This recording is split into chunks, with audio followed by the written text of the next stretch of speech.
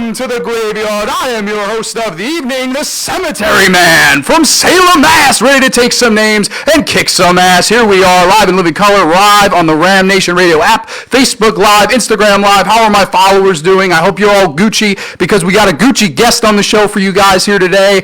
I've been up and down the road with this man. I have won the World Series with this man. I've watched a lot of movies and drank a lot of soda with my guest on the show today. Ladies and gentlemen, welcome, Joe Perna.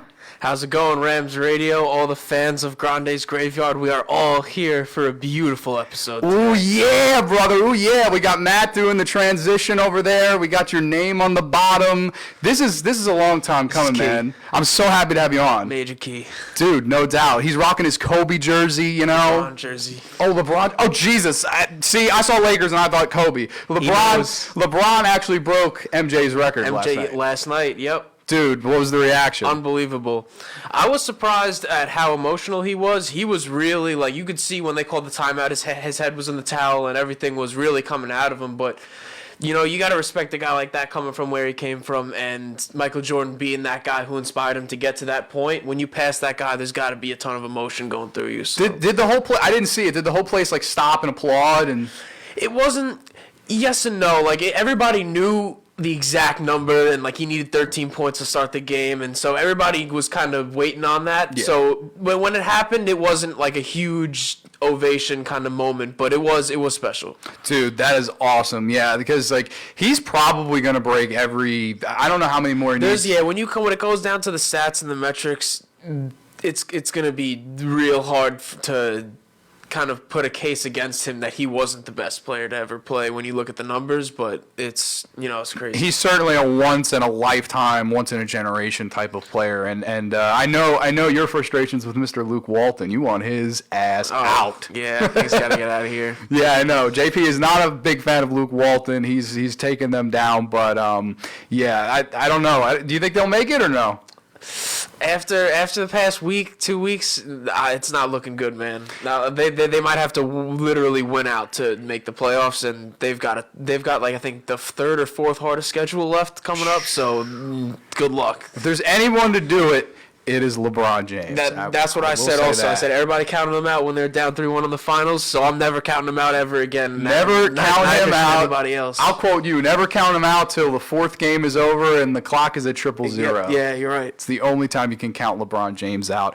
But, yeah, man, I've wanted to have JP on for a while for a multitude of reasons, and the biggest reason probably is because unlike, like, Ryan, Brian, Brandon, like, JP isn't the biggest horror movie fan. JP actually likes like a lot of mobster movies, psychological thrillers, and I figured why not have somebody on the show like that because if he does endorse horror movies like these two gems right here, that means they must be kick-ass and take names just like the show. So I figured why not get his endorsement, his stamp of approval, to movies that he actually digs. But man, what other flicks are you into? Like, tell me some of your faves. Oh, well, I love the classic old Italian mob movies like Goodfellas, Godfather, and I love Robert De Niro is by far my favorite actor. So anything that with him really gets me going. I love Taxi Driver. I love that's my favorite the from movie him. Heat. Yeah, him and Scorsese. Scorsese's awesome. Can't wait for The Irishman coming out later this year. Yo. Big. That's like I'm counting the days for that. So I can't wait either. That and Tarantino's movie. Oh yeah, Once Upon a Time in Hollywood. In Hollywood, correct? Yeah. I was a late night. Pulp Fiction was on while I was studying. It was hard to get my studying. Yo, who needs to study for psych when Pulp Fiction's on? Really? Like you have Sam Jackson. I am the righteous man. Like that is just the best. One of my favorite movies of all time. But to explain to the viewers, what is it about the genre? Obviously, you like these two movies, but what is it about the horror genre that you aren't as like? Why don't you get into it as much as you do, say, the Italian mobster movies? Like, what is the stigma? It's hard for me to get into some of the movies because when I'm watching some horror movies, I really feel like a lot of times that the characters are really, really stupid, and that kind of drives me a little over the edge when the obvious decisions aren't made, where like survival decisions, like, oh, let's go back into the place that we were just in. Let's split up. Yeah, exactly. Like, oh, let's split up. Let's not grab any weapons at all. Let's not kind of I don't know. I guess it's from a survival standpoint where I kind of look at the movies kind of sideways. Yeah. But I do love that. I do love a horror movie with a good plot. I think that's really important for me to really like get into the movie. Yeah. Where I'm not really as much as watch somebody go around and kill a bunch of people and like kind of enjoy that. You know. 100%. So you're more of a psychological horror type of guy. Yeah, I think there's got to be a couple kinks in there where a couple curveballs. Like I really like that. I want to see something that's not coming. You know, I don't want to kind of see the, you know, I got A, B, C, D, and then you go all the way to Z, and it's just kind of blah. You know. Yeah, I could totally understand where you're coming from. That's the whole mentality of Scream, where Neve Campbell says, "Why is the big blonde-breasted woman running up the stairs when she should be running out the front door? It's insulting to your intelligence." And I can totally see how you feel that way. There's a lot. My father's the same way. He's always just like, "Whoa, this is Jason Part 6. Okay, you know, I've seen Part 1. You know, they're all the same. It's just a big guy in a hockey mask killing people."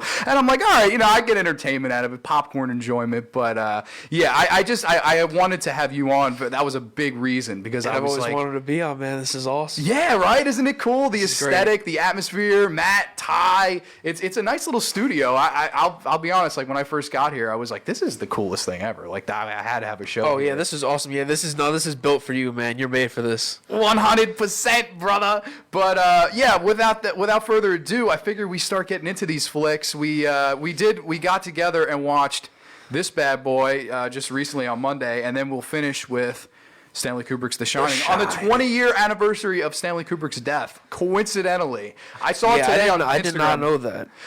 That was very shocking. I went on Instagram and it's just like 20 years. 20 years ago today, we lost the greatest filmmaker. I'm like, what? He died 20 years ago today? What a weird.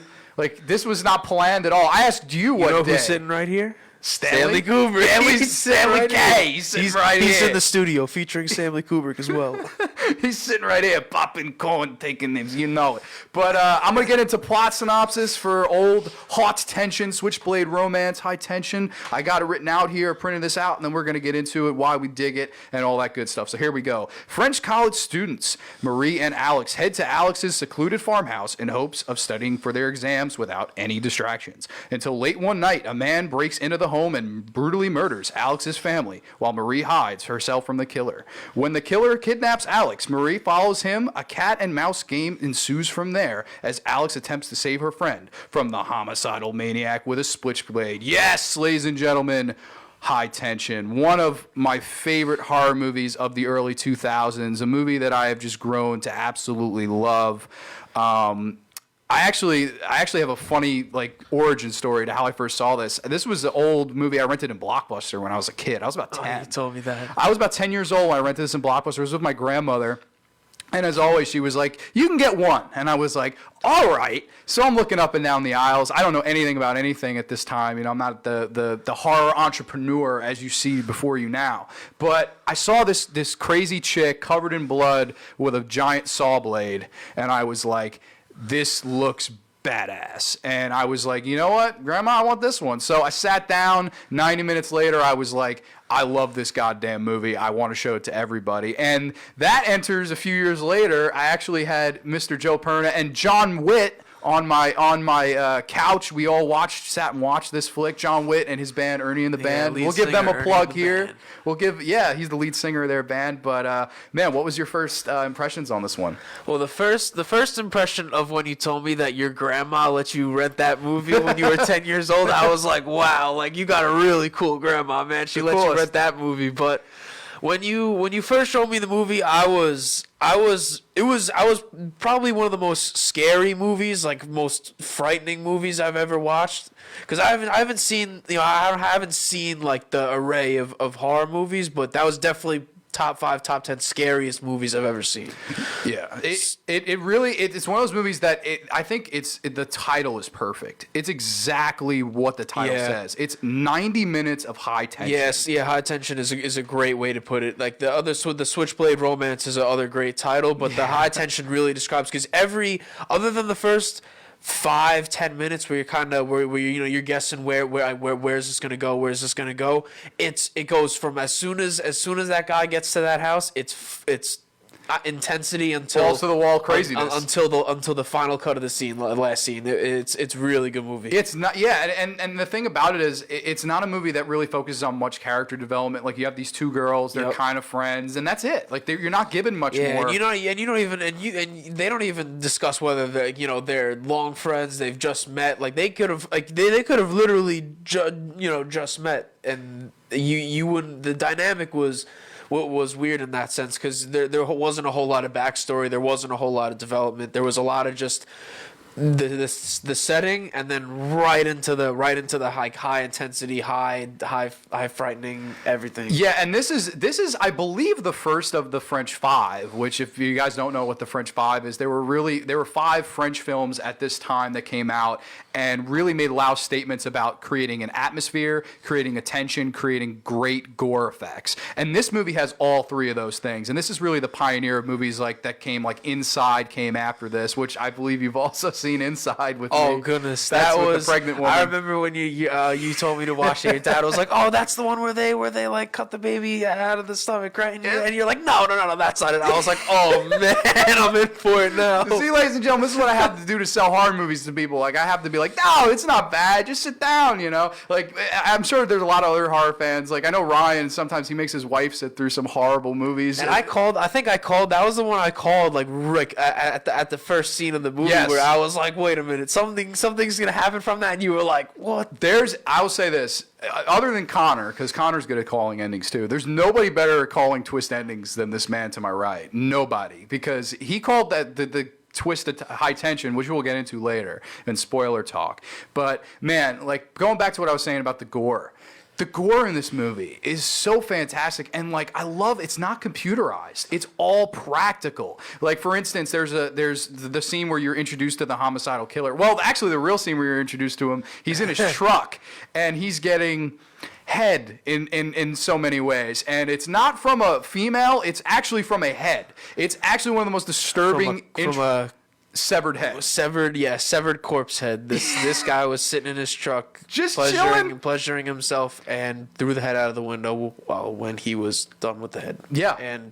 and the look on his face and John Witt's face. I thought that was very, very funny. Yeah, I thought that was very funny. That's a funny, I'm not gonna lie. dark scene for sure. But when you really get introduced, it's a knock at the door, and the father goes to answer the door, and he kind of opens up, and it's Switchblade right to the throat. Yeah. Oh man. And you're just like, oh my gosh. And then, because everything to this point is kind of just slow and building. Yeah, it starts really like cinematic. I'm sorry. That's okay. Cinematic, but when they're going through the car ride, and like I said, they were in a foreign country, but in the beginning of the movie, they were driving on the right side of the road, which is so very any of our listeners can verify this. In France, do they drive on the right side of the road, or are they still switched? Because I thought it all over Europe that it was the opposite of what it is here in America, and I noticed that when I was like, wait a minute, they're driving on the right side of the road, and they're supposed to be in Europe, but so that's what I catch weird. I'm like I'm really, really observant.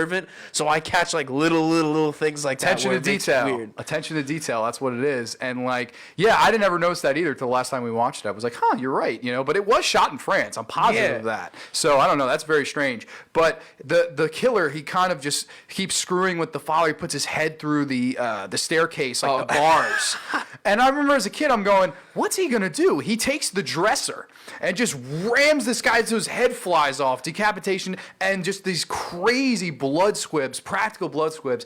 It is. Yeah, that was well done. It's so well done, and it's disturbing. And then you hear the mother gets up, the son, who's like 5 years old, gets up, and he kind of picks them off one by one. Even the son. Yeah, and that was definitely the first thing I noticed as me being me and not being super crazy about the horror movies. I was like, the wife didn't hear any of that. She didn't hear his head getting taken off by the dresser, or the noise, the screaming after he got cut in the face. Yeah, and then she just kind of walks down and like casually and everything. It was, but the horror, all of the gory stuff that was in that movie, I felt was so well done throughout the whole picture. Yeah, and she gets it in a brutal way too. She's trying to call the cops, and Cecile DeFrance's character, she's hiding in the closet, and it's just, you're so afraid, man, because you're just like, oh my god, he's gonna find her, he's gonna find her, he's gonna find her, and like that's really a lot of this movie is just like, oh my god, is she gonna get out of this one? Yeah, it's a lot of cat and mouse, and it's a lot of suspense, like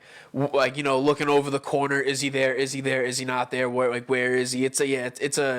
The game of tag really is really is played. And it sounds crazy to say, but we hadn't seen that done seriously in horror at this point in a while. Like the Scream movies were tongue in cheek. They were fun, they were serious at times, but they were tongue in cheek. Urban Legend came out after that. Valentine came after that. And Jeepers Creepers is actually an awesome flick. But we had yet to see, we hadn't seen in a while a movie that was this serious, a stalk and slash cat and mouse, or your proverbial horror movie Tom and Jerry type of movie. We hadn't gotten that in a while. And with the practical gore and with the tension and with, I think, a great young up-and-coming director in Alex Aja pushing the envelope at that time, because you don't kill kids in movies. Like, that's one unwritten rule. And dogs too. A lot of people don't like that. A lot of people don't like killing dogs in movies. Yeah, that was a very insane decision for him to go there. But once you see he goes there, you're like, okay, the gloves are off. Like, this guy is not going to hold back, and that's why I love Alex Aja.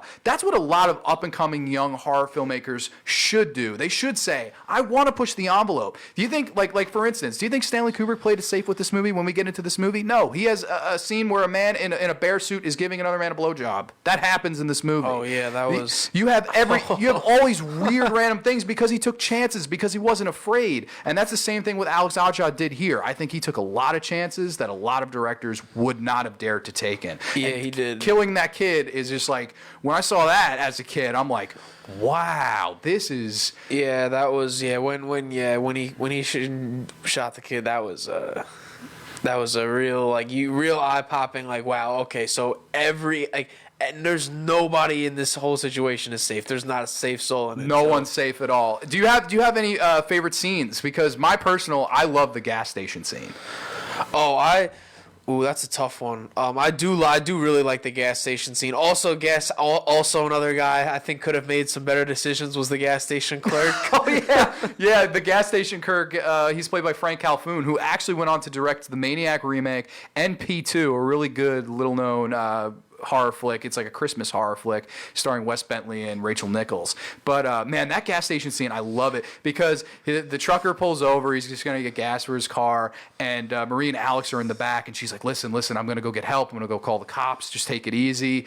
And the way he kind of just slows the scene down, like the numbers on the gas station pump just slowly going up, and you're waiting for it to get to 20. And you're like, your heart's beating, and she gets out of the truck and she's trying to tiptoe her way to the gas station. She goes in she knows where his line of sight's going to be, so she has to walk really low to get into the gas station. Which is a smart decision made by a character.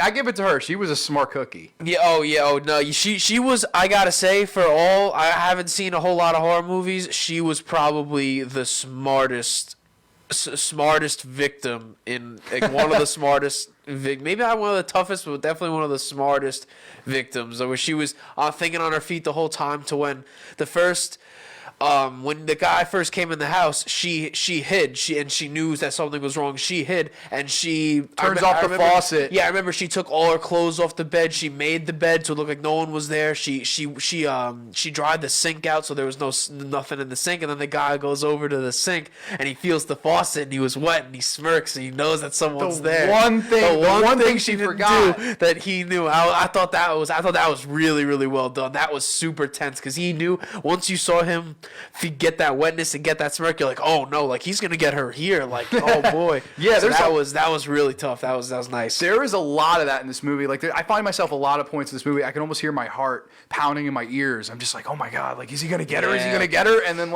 you're just like, oh my god, okay, she got away. She's good for now. Can she save her friend? And I just love it. I just think it's a perfect back and forth chase movie, and I think it's really, really well done. Again, the gas station manager gets killed with an axe. That's a really fun kill. still, because you're kind of he's in. Yeah, as soon as you see his eyes in that movie, you're like, oh, you're not gonna last 5 minutes, man. Like, yeah, he has no strength at all as a character. He's just totally there to get picked off, which is perfectly fine. And I liked what they added with the trucker character too. Of in his mirror, his rearview mirror, he has pictures of all these other girls that he's probably kidnapped, killed, and God knows what did what to them, and that really freaks you out because you're like, this guy's been at large for a long time. Like, this isn't just you a realize, first offense. this is I mean, I got that vibe in the opening scene when they had him with the head. I was like, oh man, this guy's like, that's definitely not his first time doing that. Yeah, so, that's where he ends up. That's where you're gonna end up if you get captured and killed And by you him. said the actor that played that guy, he was just, in the movie they shoot him as this big, burly, huge, like, in almost like the way he looked in that movie was the same way that I forget the guy's name, but he looked in No Country for Old Men. Javier Bardem. Like, yeah, the way he was like just always straight up, never really like knees never really bent. He was always just like super solid posture, like really good job acting as like a intimidating, like kind of slow moving killer. Like I really liked that about him. And what Aja does is he never shoots him from the feet up. It's always from like the waist up, or even higher than that, and that builds the suspense of this guy is not to be messed with. And even though the actor in real life was 5'0", like he was 5'2", like I believe. And it's just like, wow, can you make a 5'2" man that intimidating? Yes, with the right direction, with the right idea, you can make him that much intimidating. And I think it's just fantastically done. You have, again, just great performances by everybody all around, and you do have a really wacky finale. And this was where we will get into spoiler alerts. Are we letting the cat out of the bag? We are letting the cat out of the bag. We're spilling the beans. Because this is the thing with a lot of people that talk about this movie. You either love this movie or you hate this movie. And the reason that anybody would hate this movie is because of the ending. I personally always loved it. I always thought it was a badass ending. But a lot of people will say it has that early 2000s stupid, needless twist ending to it, which I can understand, but I don't know. I kind of dig the twist ending. Do you want to explain the twist ending to the people?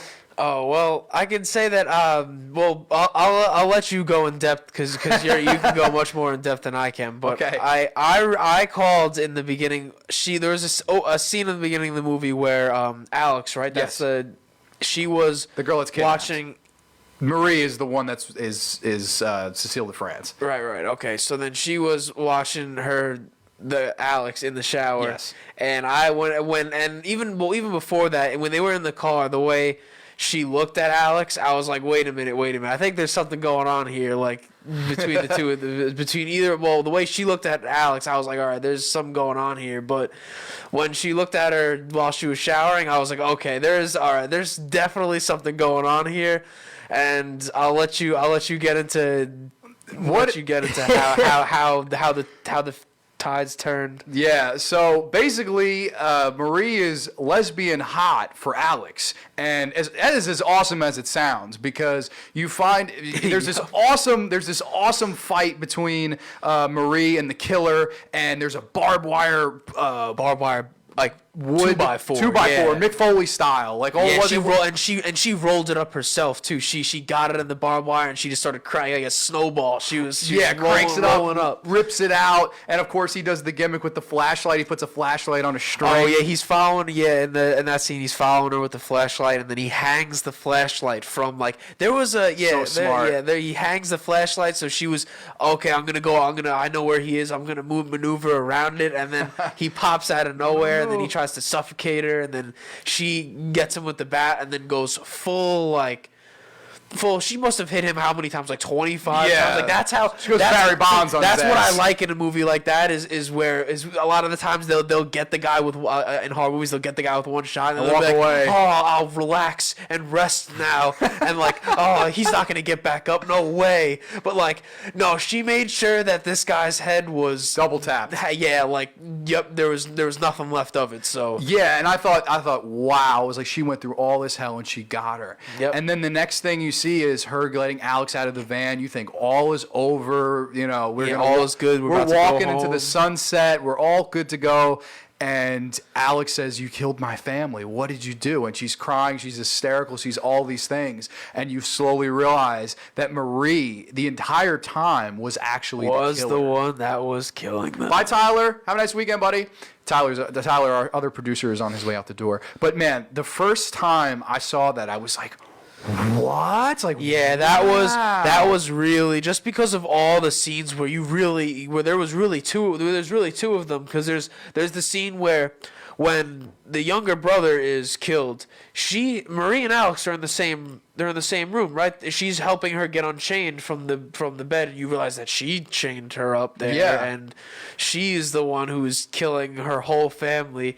And when another thing I noticed is when, like you said before, with the when the guy had those pictures of all those girls in his truck, I was wondering, I was like, is this like her 9th or 10th Alex, where she's gone and killed all these women's families that don't want to, be with her? And I think the scariest thing about that is you don't know. You don't get an answer You to don't that. get an answer for a lot of the things that don't make any sense through, like, chronologically and like physically. Like, okay, the gas station guy was really looking out for Marie and in that scene, in the gas station scene, but in reality, like, she was the one who axed down him, like, in the gas station. And that's like, from the perspective, you're like, oh, how can that happen? You saw the guy, you saw him do it, and you saw her hiding and doing all this other stuff, but which really makes it, you don't get an answer for you said you don't get an answer for any of it. Which is why it's so scary. And I know a lot of people, they say that it's the biggest detractor and, it doesn't make sense.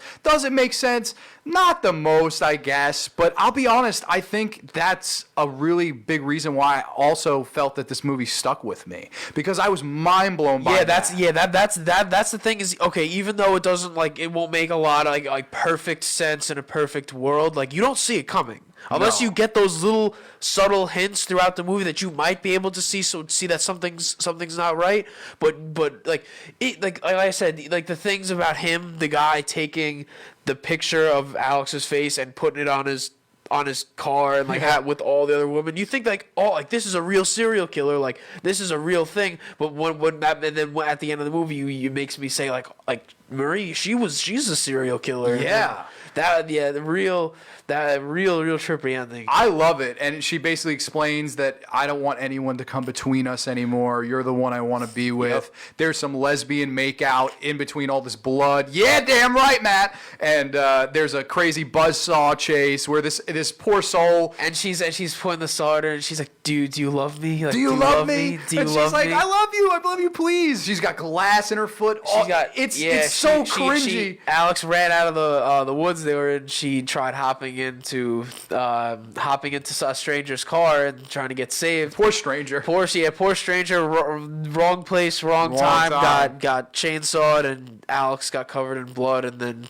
Which is an amazing effect. That was an awesome scene, because when she was in this car, this guy's getting like chainsawed, and she's full, like, jumped in a pool of blood. Yeah. And she's then like crawling away from Marie, who's following her with this chainsaw and saying like, "Do you love me? Do you love me? Do you love me?" Which is like, that's where the Switchblade Romance title comes into it's so it. riveting. Yeah, It's what you would do for the one you love. She loved this girl so much in her brain, her crazy warped mind, Yep. that she just killed her entire family, chased her no one throughout can come between them. No one can come between us anymore. And I love the final scene, the final shot of, you see Marie's in the mental ward and she's all chained up, and Alex is outside the glass that's not see-through glass, and she goes, "She can't see me, right?" And the doctor goes, "Yeah, she can't see you." And they play Newborn by Muse in the background,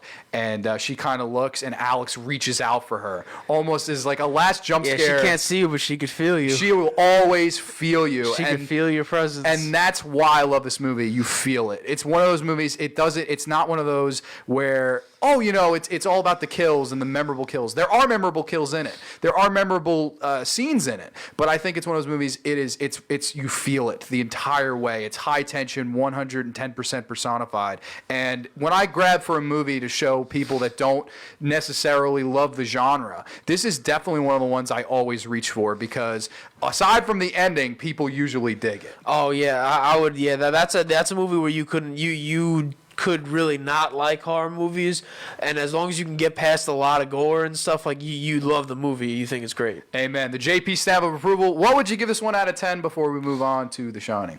Oh, out of 10, I think lowest I could give it would be a 9. I really like that. I really think that everything was so well done. I really think that the mix of the serial killer man and her kind of intertwining to one is really genius. I agree. I'm going to go with the same rating. I'm going to give this a 9 out of 10. Love this movie. Really good watch. High tension, hot tension, switchblade romance, whatever you want to call it. I think it's a classic. Thank you, Mr. Aja. That is film number 1. We're exactly a half hour in. How about that? Sweet. Couldn't have timed that any better.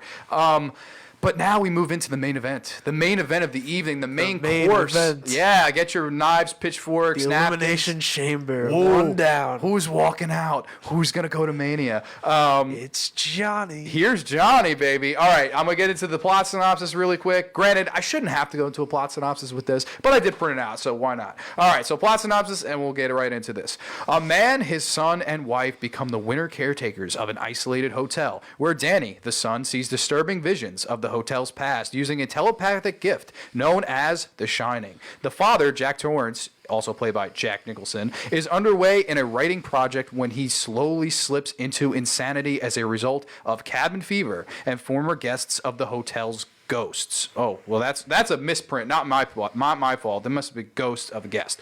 My fault. Sorry. After being convinced by the waiter's ghost to correct the family, Jack goes completely insane. The only thing that can save Danny and his mother now is The Shining. Yes, Stanley Kubrick's The Shining. One of my favorite all-time horror films. Actually, it's number 3 on my all-time list. It is in the top 3. Yes, I love this movie that much.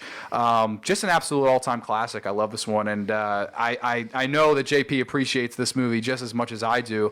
But man, what were your first impressions when you saw The Shining? I remember when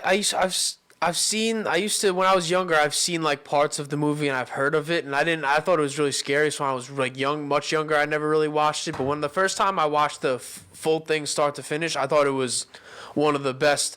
I don't know, for me, like when I think of a horror movie, I think of like a high tension kind of movie where it's really like really gory, a lot of blood. Like this movie is a lot more psychological and in a interpersonal like level when it comes to what I thought with that because who wrote the book that inspired Stephen King that? wrote this book. Stephen King wrote the book that and like you said that he wanted the message to be alcoholism, and that's what really like being super observant like really struck out at me from the jump with that movie, where the scene where because the first scene we can go into going into scenes, right, and he was Jack, Mr. Torrance, he was having a real rough time with his writing, having writer's block. All work and no play. All work and no play. And so what does he do? To set the scene, they're all alone. Like there's nobody here. They completely shut down the hotel and the resort, and it's just him, his wife, and his son. And Blizzard outside. Yeah. There's barely any radio connections. No snow. The roads are all shut down. Nobody there. Well, he goes and so what does he do after he gets writer's block? He goes to have a drink. He goes to the bar and he goes to the ballroom of this huge, massive place. The Gold Room. And, no one's in there. And then he walks and he sits down and then looks up and there's Lloyd, the bartender. And My guy. And at first you're like, oh boy, like, jeez. And he's like, And he goes, oh, what'll it be, Mr. Torrance? The second time he comes back, he says, what do you say? The tail of the dog that bit me. Yeah.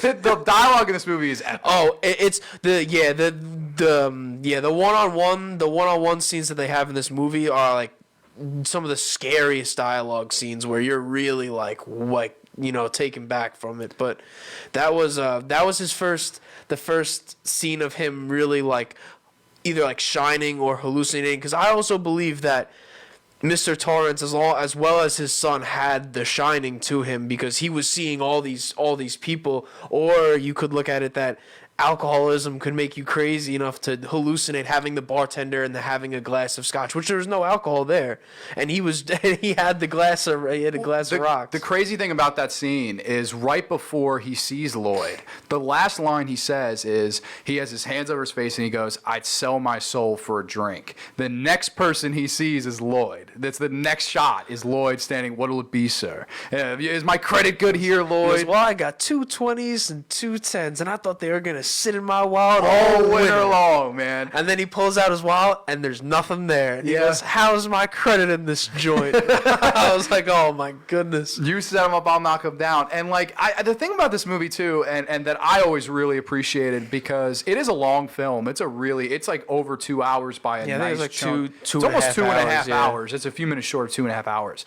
It's a really slow burn.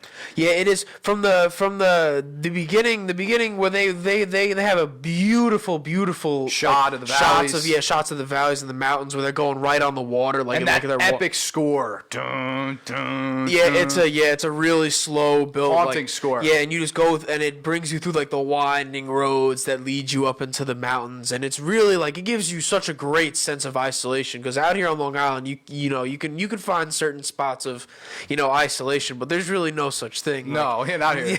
You got to go pretty far, but it's like that can just the fact that alone can drive people to insanity. But in this case, there's a lot of other twists and turns and stuff. But Yeah, absolutely. And you meet Jack Nicholson's character, and at first I thought he seemed normal. I know a lot of people say, "Oh, he's crazy from the word go." I disagree. You watch that opening scene; he seems fine to me. He seems like a very nice guy.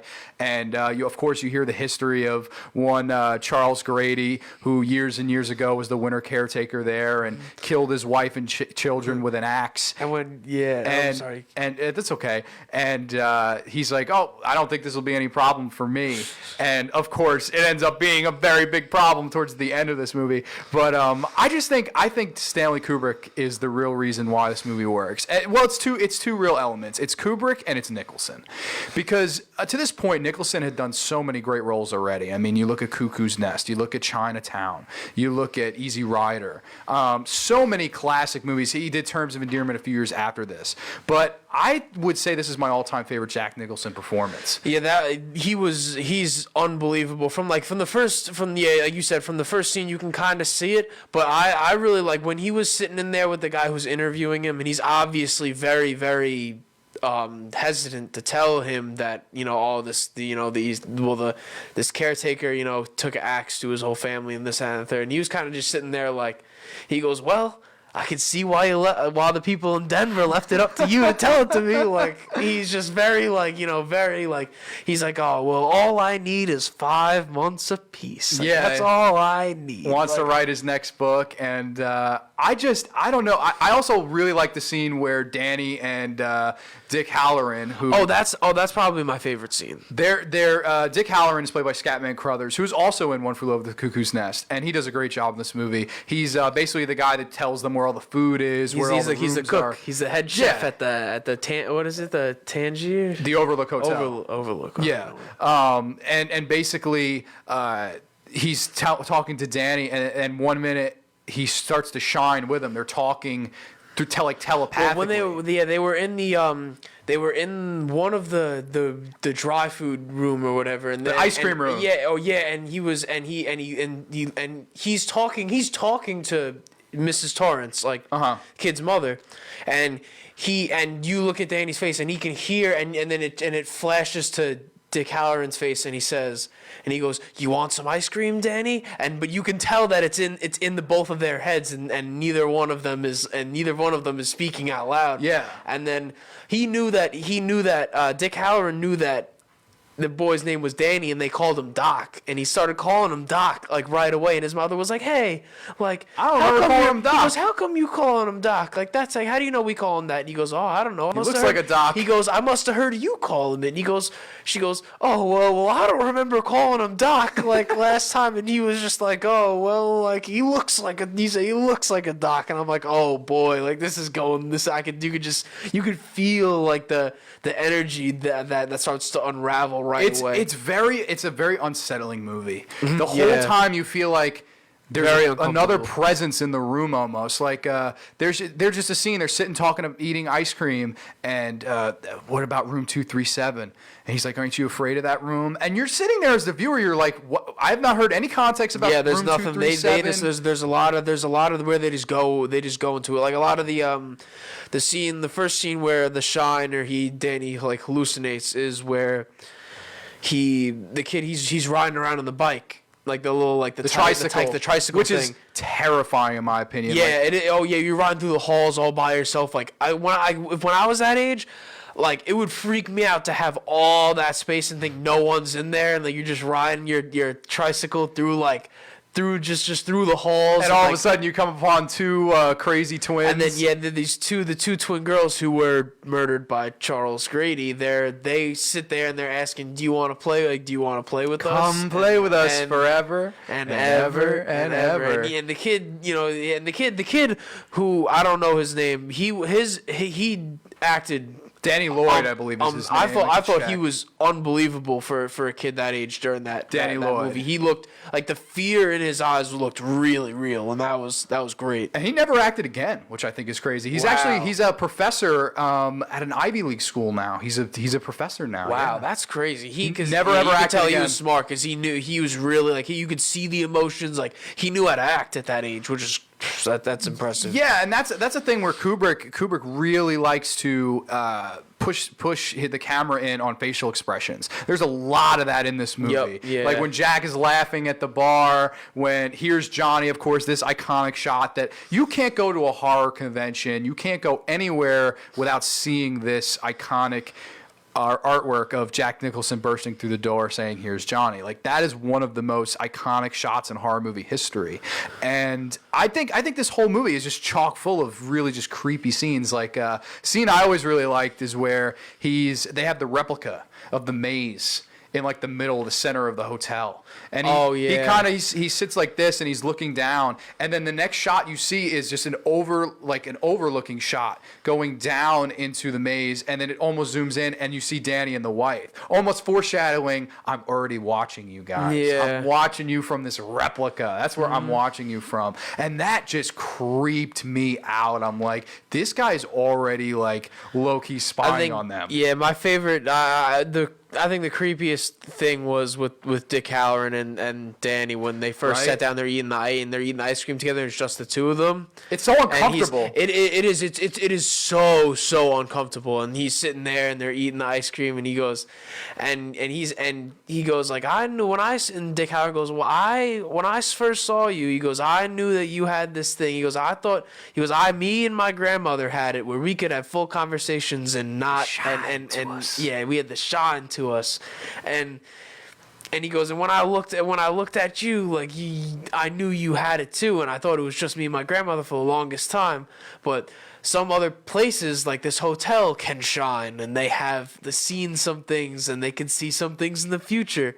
And she's trying to really get this kid's feelings out of him of whether or not something bad's gonna happen, something like whether he feels this stuff that's happened in the past that's happened there, and. I thought that scene was so well done with the kid just looks at him and he goes, "Mr. Howard, you're scared of this place, aren't you?"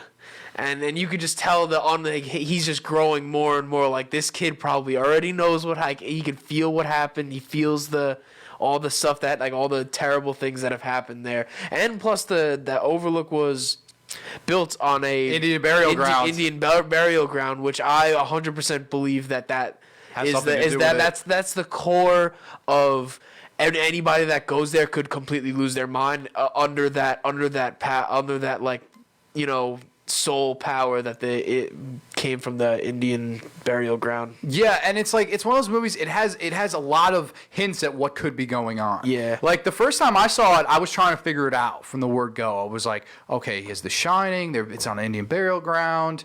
There's some hints here and that, and the wife doesn't see that much of anything. I was trying to figure it out, and I was just like, you know what? I'm not enjoying this as I should. So next on repeat viewings, I would really enjoy the film instead of thinking about it.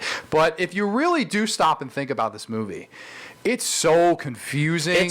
It is one of the hardest movies to digest and really because there's so many different perspectives to look at it, because a lot of the stuff, it's all like hallucinations and all what you think is real versus what is real, because there's this where Danny comes in and he has marks on his throat, and that's when Mrs. Torrance goes, You did this to him. You did this to him, and Jack's sitting there like he doesn't even know if he's done it or not, because all he's written is all work and no play. That scene. Well, there's a couple scenes at the typewriter. The first one actually is my favorite, because there is, I don't know if it's a goof or it's intended or it's a knock at the genre, but it's only something I noticed the last couple times I watched it. I noticed it when he was in the room to see Jack, and he's typing, and you want a sandwich, hon? And he's typing, and he's like, "You're distracting me," and he's hitting himself and going crazy. Yeah, and then he tells her, "Can you get the F out of here? Can you do that?" And she's like,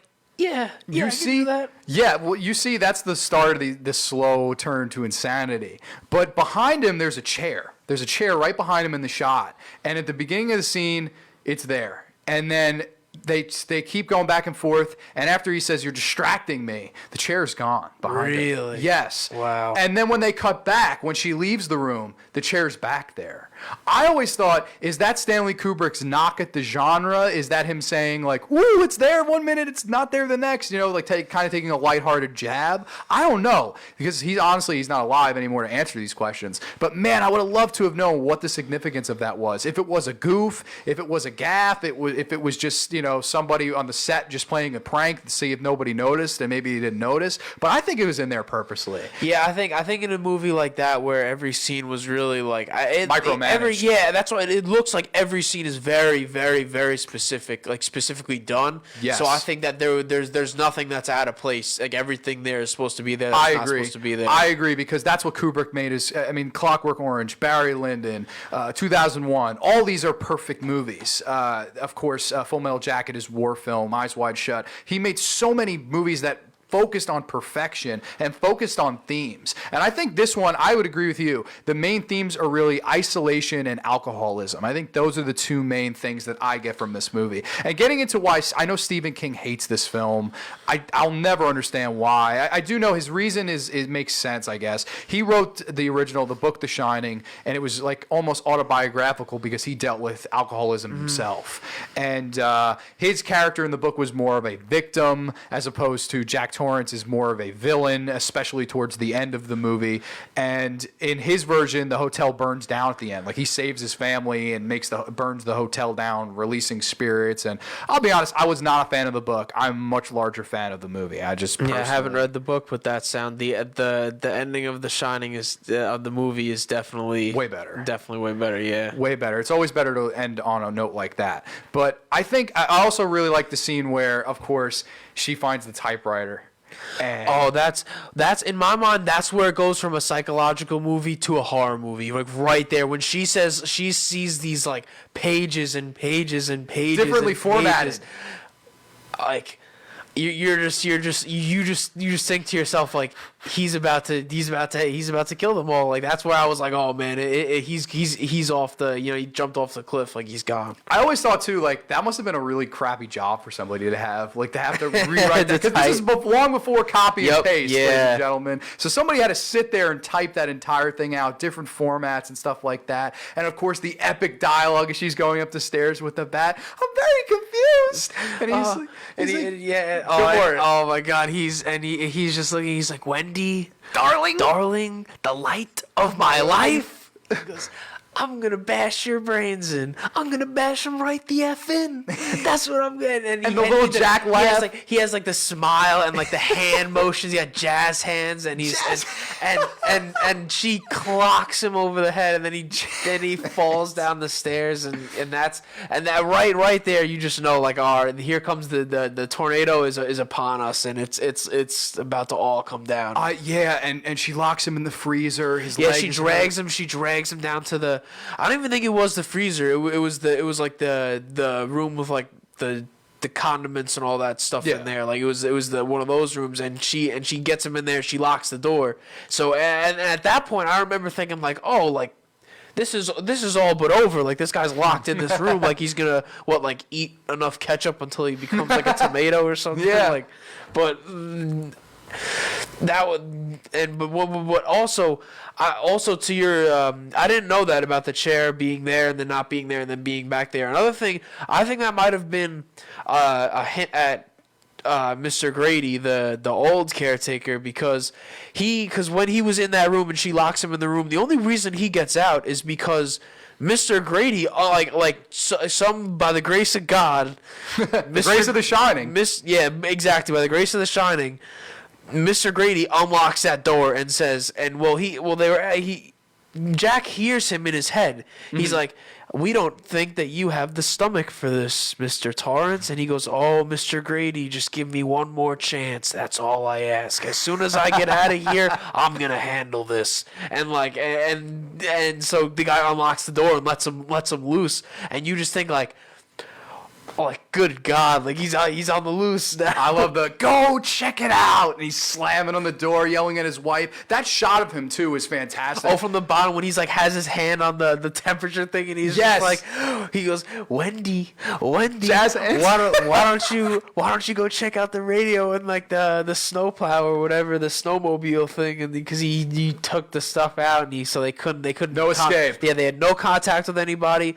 No, nothing. That was great. I agree, and I saw on one of the documentary makings of this movie, you could see that Kubrick literally just laid underneath him on his back and filmed it like that. Like that's awesome. That's awesome. Yeah, He's literally in between his legs. Like I love that. That's what you go through to have an awesome shot like that. And of course, the legendary grabs the axe and Wendy, I'm home. And the red rum. The red murder rum. written backwards. That's what I feel like a lot of people go to that when they say like, oh, that was so scary when the kid's just going red rum, red rum, red rum. And I mean, at that point in the movie, I'm thinking like, all right, what do you want him to say? Like, I get it, it's murder, the murder backwards, and that's real, and that's really like eerie. But at that point, I was like, yo, I got all the eerie. Like, I think the mother has to kind of like catch on and start putting some foot to the gas pedal and getting something done, because otherwise they're gonna get axed. Damn right. And like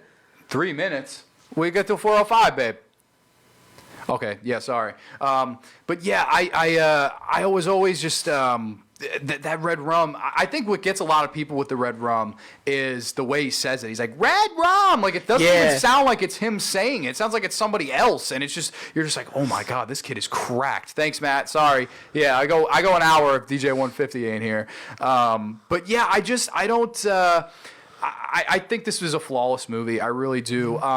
Getting into, I would love to get into the ending. Do you have any take on the final shot, which you see, of course, the legendary Midnight and the Stars and You Play, and which we will play in the outro. I promise you guys that. But what do you think of the final shot you see? Oh, with him, yeah. Well, the final shot, can I like it? Go ahead. Yeah, and well, the final shot is you hear the music go on, and it's like a nice piano, like orchestrated piece, but they zoom into this really it's like a broad shot of this picture with a lot of people in there, and then they zoom in really slowly and zoom in and zoom in and zoom in, and then you see like the years like 1920. It's a long time ago, and it's an event at the hotel, and there is the Jack Nicholson, Mr. Torrance is there in 1920, the same guy. And you just realize all along, like, there is, I think that Yeah, what is your theory? Do you have a theory? I just think I think it has something to do with like the souls and the passing of life to life to life to life, where it's really like this, where Mr. Torrance and Mr. Grady are the same soul, maybe not the same person, but like the fact that Mr. Torrance was like had Mr. Grady in his head, like, can you do this? Can you do this? And when he sees him in the bathroom, and he goes, "I know who you are, Mr. Grady. You axed your old family, wife and kids up He goes with an axe." and he goes, "No, Mr. Torrance, that's you. You've always been the caretaker."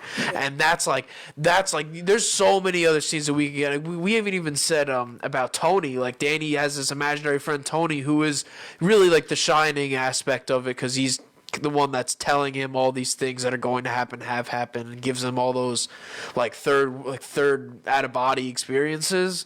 And Tony was Danny's imaginary friend, who from the start of the movie, when when they weren't even there yet, and the mother was like, "Oh, he has this imaginary friend, like, it's nothing. He just talks to him all the time and stuff." Like that was, I was like, wow, like this is really like It's gonna off. go really It's sideways. slightly off, and that's why I think this movie is so damn scary. Like, it's just everything about it's slightly off. There's really nothing that plays it straight. It's all nothing. abstract, and like I think that's just a credit to how great a professional that Jack Nicholson was, because to this point he played mostly Jack Nicholson. He didn't really ever go into a role like this where he had to lose his mind slowly over time. But man, when he starts losing it, you almost And the acting was great. I think all three of them, were phenomenal in the movie. From the wife, the fear that you see, like you could feel it. You're like, wow, like they are really in for.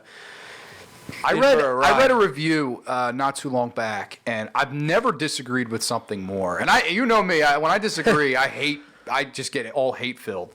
But the reviewer said that Jack Nicholson doesn't lead you into the maze at the end as well as he could have. I could not disagree with that statement any more than I do, because when Jack Nicholson runs out after killing Dick Halloran with the axe, and he's running after Danny and the screaming "Danny!" and Danny's running in throughout the maze, almost trying to lead his father into his own death because he doesn't have a coat on or anything like that, which it eventually does kill him, the conditions. I just thought, that's the greatness of Jack Nicholson. I almost feel like I'm there with him, running into this maze, and he's just. I think that was really well shot too, with the kid running, and you just like really low angle, just watching him run in the footsteps, and a lot of tracking shots. Yeah, and the cinematography by John Alcott. I mean, I just love the whole movie. Kind of has a like a bluish tint, like a dark blue tint to it. I feel like there's scenes where Jack's looking out the window, it's just that dark blue tint on him. I feel like that adds so much. It started so colorful and like a lot of water shots, a lot of mountain shots, and it really gets to where the only shots they have are of like faces and conversation and just real like wackiness. Yeah, really. Yeah, like you said, there's nothing straight about this movie, where everything is kind of twisted and sideways and doesn't really make a whole lot of sense. And it's one of those movies where you could explain it to somebody probably for 5 hours and they would like not understand it to the slightest unless they watched it, which is why I think this movie is like a must see for like if you hate horror movies, you love horror movies, any kind of movies, that's a great film. Like it's a great movie. This is a universal classic. Like everybody unanimously usually dig this movie. Horror fans, non-horror fans. Like my parents, this is their favorite horror film. You know what I mean? Like, and they're not horror fans at all. I know a lot of people. Jonathan and his mother. They're both huge fans of this movie. It's just one of those movies that appeals to everybody because it is such a well-made film, and that is really Stanley Kubrick, because he made so many great movies that were nominated for Oscars. And Clockwork Orange, his movie from the 70s, is one of my favorite movies, probably my second favorite movie ever. So that just goes to the testament of how great of a filmmaker Stanley Kubrick was. I just love this film. I think The Shining, it's a universal classic. I think it's one of the best performances. My favorite Jack Nicholson performance, my third favorite all-time horror film. If you had to rate this one, JP, what would you rate it? Oh, I'm giving that a 10 out of 10. I love that movie, man. I'm going to have to humbly agree. The Shining is a 10 out of 10 for me as well. I absolutely love it. I think it's an all-time classic. Dude, It's crazy how fast the hour goes. We're Yeah, man, talking that was for great. 58 plus minutes right now. That's awesome. I want people to be able to hear the outro song, which is about 2 minutes or so. So we are going to wrap here. Dude, I want to thank you so much for coming on. Thank you so much for having me. Thank you, Matt, for producing the show. Shout out to our listeners. Yeah, thank you all for listening. JP, I'd love to have you on again anytime. This is great, man. I'll be back anytime. Dude, absolutely. So to everybody, Anytime, have a anywhere. beautiful weekend. Jazz hands, a beautiful weekend. Stay beautiful, and we'll be back next week with Brandon Cancelleri making his return to the show. Graveyard. Yeah, the graveyard. It's too sweet. Peace out, everybody.